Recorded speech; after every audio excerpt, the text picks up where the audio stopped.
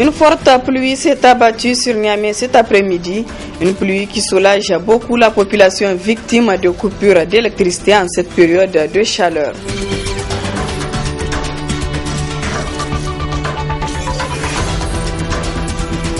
Assemblée générale du syndicat des contractuels et fonctionnaires de l'éducation de base SINASEB. Objectif à examiner les préoccupations des contractuels.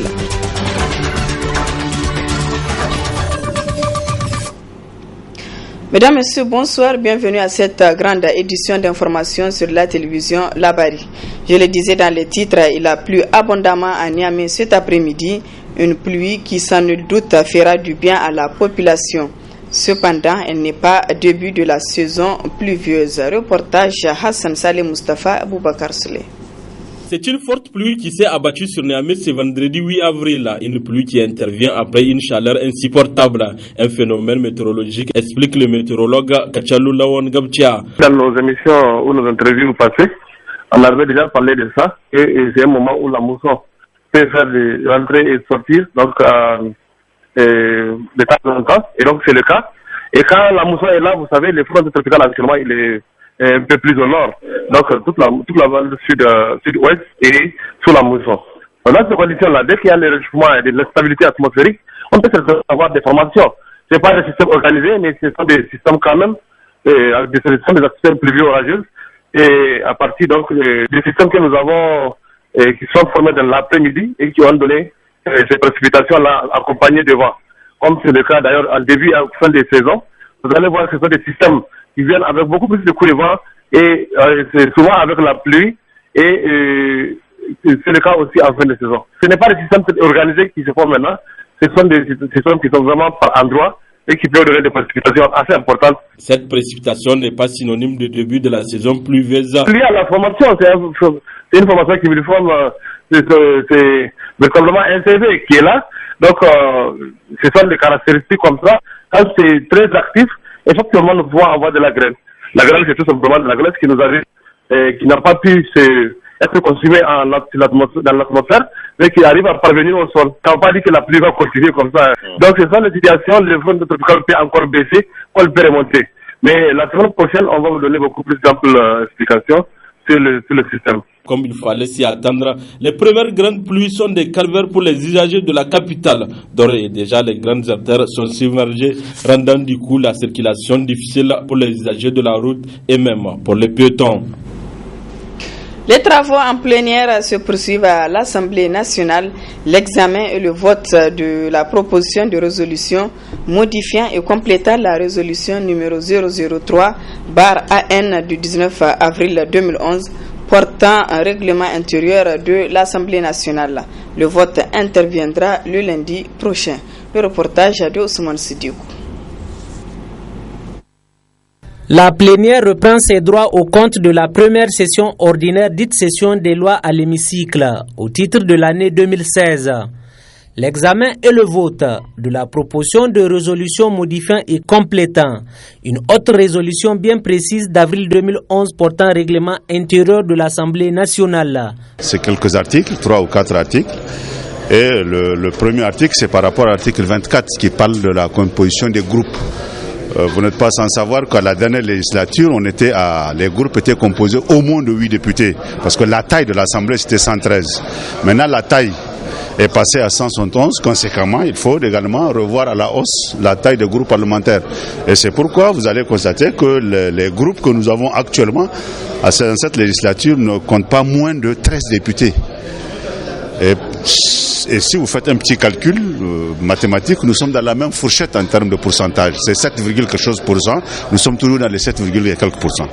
Également, autre modification, c'est que, vous savez, il y a eu un bras de fer l'année dernière, 2014-2015, entre l'opposition et la majorité. Il y a eu des arrêts qui ont été émis par la Cour constitutionnelle. Pour être conforme à l'esprit de ces arrêts, il faut les intégrer dans le règlement intérieur. Et l'une justement de ces dispositions, c'est pour régler définitivement l'histoire de la configuration politique entre la majorité et l'opposition. Chaque groupe doit avoir une vice-présidente, chaque groupe un secrétaire parlementaire, 2 questeurs, un à la majorité, un à l'opposition. Des modifications somme toute normales dans le cadre de leur activité parlementaire. faut pas avoir des idées derrière la tête. Nous, on ne travaille pas avec des arrière-pensées. On travaille, c'est à l'épreuve des faits. Quand il y a des difficultés, ce sont les hommes, comme disent les Ivoiriens, c'est homme qui fait papier, c'est pas papier qui fait homme. Donc moi, je pense que c'est à l'épreuve des faits. Vous constatez qu'il y a des difficultés, il faut changer les dossiers, il faut changer les règlements. C'est le règlement intérieur, une loi organique qui légifère et qui ne concerne que le fonctionnement de l'Assemblée. On ne parle pas autre chose. Maintenant, demain, d'autres députés, une autre législature peut arriver. Quand elle constate que ce que nous faisons aujourd'hui ne rime pas à la réalité, ils peuvent la modifier aussi. De suspension en suspension exigée par les différents groupes parlementaires, la plénière a décidé du report du vote au lundi prochain.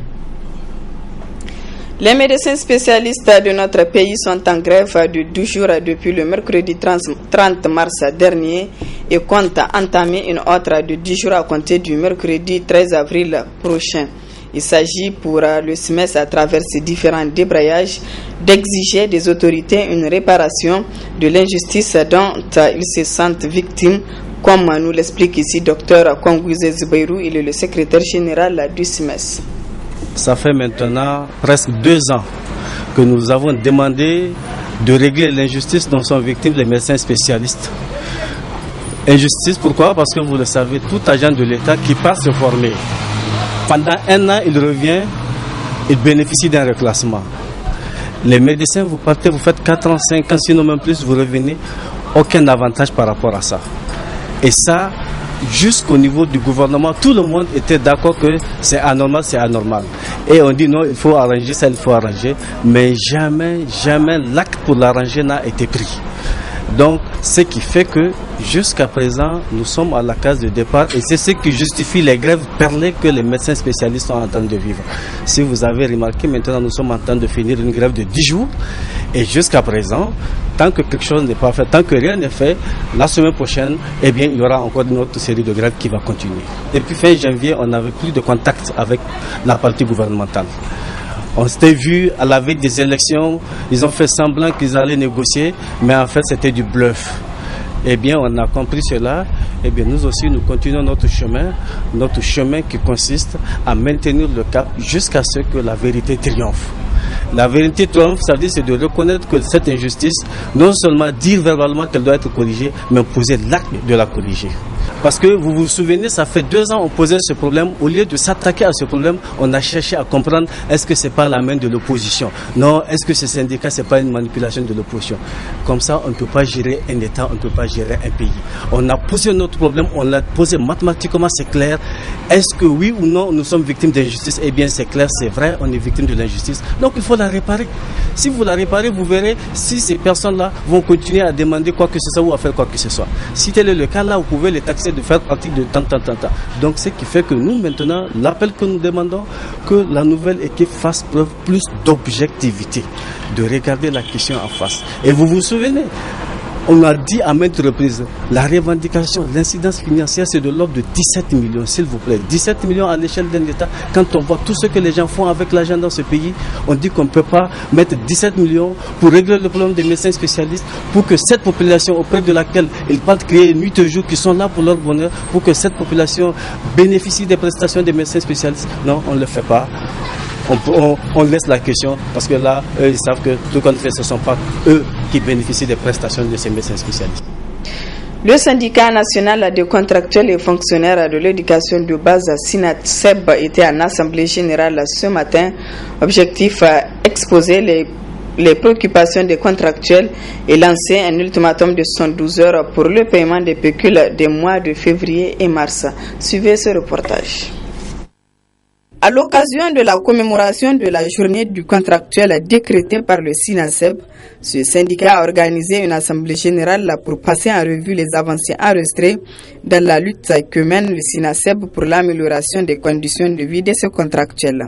Cette assemblée générale a été sanctionnée par une déclaration dans laquelle le SINASEB lance un ultimatum de 72 heures pour la résolution de ses préoccupations, faute de quoi un arrêt de travail sera observé les 14 et 15 avril 2016. Après les plus de billets de banque tombés pendant les campagnes électorales et lors de l'investiture du président Issifou pour son second mandat, voilà que le régime se trouve dans une tension de trésorerie qui ne dit pas son nom. En effet, si les députés, juste après leur installation, ont touché leur indemnité de première mise, les enseignants contractuels de Tawa, Maradi et Zender attendent encore les pécules du mois de février, totalisant ainsi 2 mois d'arriérés et le mois de mars qui reste aussi impayé au plan national. Cette situation du mois de mars concerne aussi bien les pécules que les salaires au biétage en dehors des fonctionnaires de la région de Niamey. Notons également le non-paiement des pécules du mois d'octobre 2015 des enseignants contractuels nouvellement recrutés de la région de Zender. À cette situation d'arriérés de salaire s'ajoute également la non-satisfaction des préoccupations anciennes.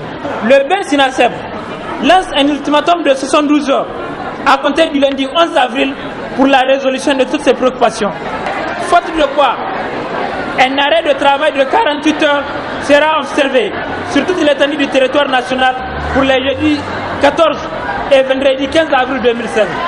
La situation sociopolitique était aussi au centre de cette déclaration, une situation qui, selon le SINASEB, ne laisse aucune place pour débattre des vrais problèmes du pays. Au terme de cette assemblée générale, les militantes et militants du SINASEB se disent déterminés à suivre le mot d'ordre du syndicat pour la satisfaction de leurs revendications. À Zander, les contractuels et fonctionnaires de l'enseignement de base à SINASEB ont organisé une prière collective ce vendredi qui marque ainsi la fin de la grève pour exprimer leur mécontentement aux autorités qui tardent à payer les pécules des 2 derniers mois. Précision avec le secrétaire général du SINASEB Zander, Yaou Abdou. On est mécontent du traitement qu'on est en train de faire vis-à-vis des enseignants. Vous prenez l'exemple, le pécule n'a pas été payé, le salaire au bétail, sans suite. Ça veut dire quoi? On veut faire de l'enseignant, ce qu'on ne pense pas. Donc toujours nous avons demandé à l'État, le minimum vital là, il ne faut pas qu'on tarde à payer, et parce que ça y va de la crédibilité de l'enseignant.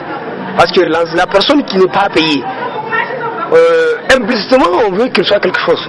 Et quoi, je dis quelque chose là, on veut qu'il parte tricher. On veut à ce que cette personne-là parte faire se devenir de prostituée. Donc, en quelque sorte, on risque de voir même nos camarades. Présentement, on a des échos que nos camarades sont en train d'être déguerpis de leur maison parce que leur locataire vraiment ne peut plus continuer avec 3 mois sans avoir payé leur loyer. Et en plus, c'est lui qui, on a l'habitude même de prendre des crédits envers les gens bloqués leur compte. Ça veut dire que techniquement, on veut faire de nous vraiment des véritables mendiants ou bien de la rue. C'est pour vous dire que techniquement ça ne va pas. Alors que l'État a une obligation de conjuguer ses efforts le plus vite possible afin que vraiment les fils de pauvres retournent à l'école et qu'il ait les mêmes éducations que nous avons. Voilà, mesdames, messieurs, ici s'achève ce journal. Merci à vous de l'avoir suivi. Excellente soirée en compagnie des programmes de la télévision Labari.